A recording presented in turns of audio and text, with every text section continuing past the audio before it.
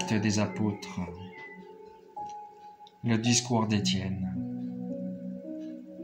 Le grand prêtre demanda : « Cela est-il exact ?» Étienne dit alors : « Frères et pères, écoutez. Le Dieu de gloire est apparu à notre père Abraham quand il était en Mésopotamie, avant de venir habiter à Haran. Et il lui a dit : « Sors de ton pays et de ta parenté, et va dans le pays que je te montrerai. » Alors, étant sorti du pays des Chaldéens, il vint habiter Haran, après la mort de son père. Dieu le fit immigrer de là-bas vers le pays où vous-même habitez maintenant. Et là, il ne lui donna rien en héritage, pas même de quoi poser le pied. Mais il promit de lui donner ce pays en possession, ainsi qu'à sa descendance après lui, alors qu'il n'avait pas encore d'enfants. Dieu lui déclara que ses descendants seraient des immigrés en terre étrangère, que l'on en ferait des esclaves et qu'on les maltraiterait pendant 400 ans. Mais, dit Dieu, la nation dont ils seront esclaves, moi, je la jugerai, et après cela ils sortiront. Et ils me rendront un culte en ce lieu. Et Dieu lui donna l'alliance de la circoncision.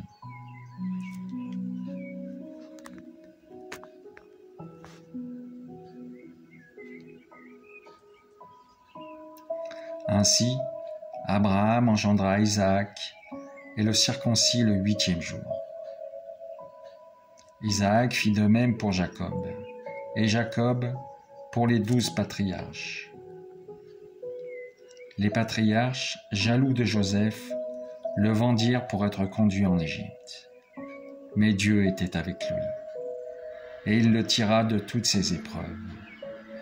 Il le donna grâce et sagesse devant Pharaon, roi d'Égypte, et celui-ci le mit à la tête de l'Égypte et de toute la maison royale.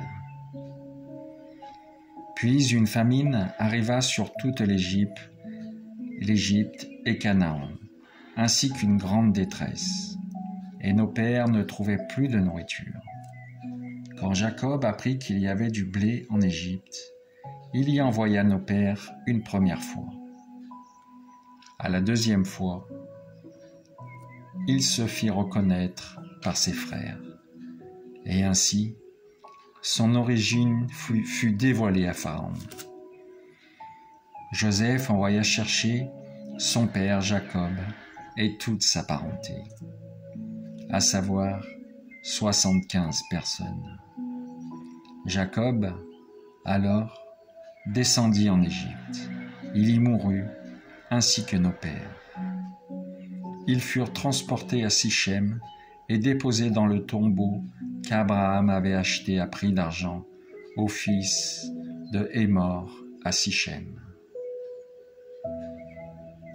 Comme approchait le temps où devait s'accomplir la promesse par laquelle Dieu s'était engagé envers Abraham, le peuple devint fécond et se multiplia en Égypte, jusqu'à ce qu'un autre roi qui n'avait pas connu Joseph arrive au pouvoir en Égypte. Ayant pris des dispositions perverses contre son peuple, il maltraita nos pères, au point de leur faire abandonner leur nouveau-né pour qu'ils ne puissent pas vivre. C'est à ce moment que Moïse vint au monde. Il était beau sous le regard de Dieu. Il fut élevé pendant 3 mois dans la maison de son père, puis abandonné. La fille de Pharaon le recueillit et l'éleva comme son propre fils. Moïse fut éduqué dans toute la sagesse des Égyptiens. Il était puissant par ses paroles et par ses actes. Comme il avait atteint l'âge de 40 ans, la pensée lui vint d'aller visiter ses frères, les fils d'Israël. Voyant que l'un d'entre eux était maltraité, il prit sa défense et frappa l'Égyptien pour venger celui qui était agressé. Il pensait que ses frères comprendraient que Dieu leur donnait, par lui, le salut. Mais eux ne comprirent pas. Le lendemain, il se fit voir à eux pendant qu'ils se battaient, et il essayait de rétablir la paix entre eux en leur disant : « Vous êtes frères, pourquoi vous faire du mal les uns aux autres ?» Mais celui qui maltraitait son compagnon repoussa Moïse en disant : « Qui t'a établi chef et juge pour nous ? Veux-tu me tuer comme tu as tué hier l'Égyptien ?» À ces mots, Moïse s'enfuit, et il séjourna en immigré dans le pays de Madian, où il engendra 2 fils. 40 années s'écoulèrent. Un ange lui apparut, au désert, au mont Sinaï, dans la flamme d'un buisson en feu. Ayant vu, Moïse s'étonna de la vision, et lorsqu'il s'approcha pour regarder, la voix du Seigneur se fit entendre. « Je suis le Dieu de tes pères, le Dieu d'Abraham, d'Isaac et de Jacob. » Moïse se mit à trembler, et il n'osait plus regarder.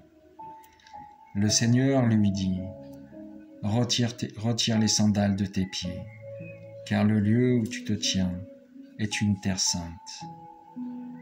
J'ai vu, oui, j'ai vu la misère de mon peuple qui est en Égypte. J'ai entendu leurs gémissements, et je suis descendu pour les délivrer. Et maintenant, va, je t'envoie en Égypte. » Ce Moïse que l'on avait rejeté en disant : « Qui t'a établi chef et juge ? » Dieu l'a envoyé comme chef et libérateur, avec l'aide de l'ange qui lui était apparu dans le buisson. C'est lui qui les a fait sortir en faisant des prodiges et des signes au pays d'Égypte, à la mer Rouge et au désert, pendant 40 ans. C'est ce Moïse qui a dit aux fils d'Israël : « Dieu suscitera pour vous, au milieu de vos frères, un prophète comme moi. » C'est lui qui était présent lors de l'assemblée au désert, avec l'ange qui lui parlait sur le mont Sinaï, et avec nos pères. Il reçut des paroles vivantes pour nous les donner. Mais nos pères n'ont pas voulu lui obéir, bien plus, ils le repoussèrent. De cœur, ils retournaient en Égypte. Quand ils dirent à Aaron : « Fabrique-nous des dieux qui marcheront devant nous, car ce Moïse qui nous a fait sortir du pays d'Égypte, nous ne savons pas ce qui lui est arrivé. » Et en ces jours-là, ils fabriquèrent un veau et offrirent un sacrifice à cette idole. Ils se réjouissaient de l'œuvre de leurs mains. Alors Dieu se détourna et les laissa rendre un culte à l'armée du ciel. Comme il est écrit dans le livre des prophètes : « Des victimes et des sacrifices m'en avez-vous présenté pendant 40 ans au désert, maison d'Israël ? Mais vous avez porté la tente de Moloch et l'étoile de votre dieu Réphan, ces images que vous avez fabriquées pour vous prosterner devant elles. Je vous déporterai au-delà de Babylone. » Nos pères dans le désert avaient l'attente du témoignage. Elle avait été faite d'après les ordres de celui qui parlait à Moïse et qui lui avait montré le modèle. Après avoir reçu cette tente, nos pères, avec Josué, la firent entrer dans le pays que les nations possédaient, avant que Dieu les chasse loin du visage de nos pères. Cela dura jusqu'au temps de David. Celui-ci trouva grâce devant Dieu, et il pria afin de trouver une demeure au Dieu de Jacob. Mais ce fut Salomon qui lui construisit une maison. Pourtant, le Très-Haut n'habite pas dans ce qui est fait de main d'homme, comme le dit le prophète. Le ciel est mon trône, et la terre l'escabeau de mes pieds. Quelle maison me bâtirez-vous, dit le Seigneur? Quel sera le lieu de mon repos? N'est-ce pas ma main qui fait tout cela? Vous qui avez la nuque raide, vous dont le cœur et les oreilles sont fermés à l'alliance, depuis toujours vous résistez à l'Esprit Saint.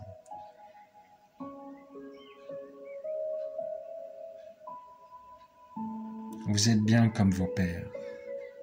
Y a-t-il un prophète que vos pères n'aient pas persécuté?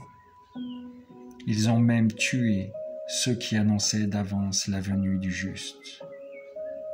Celui-là que maintenant vous venez de livrer et d'assassiner, vous qui avez reçu la loi sur ordre des anges, vous ne l'avez pas observé.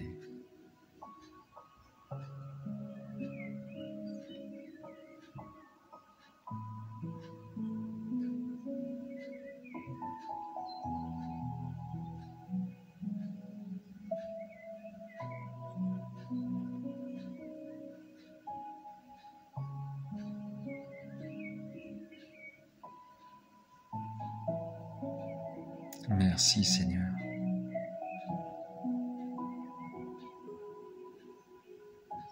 Ouvre les oreilles de mon cœur. Ouvre mes yeux, que je puisse te voir, t'entendre, t'aimer davantage. Et surtout, Père, qu'il en soit fait selon ta sainte volonté.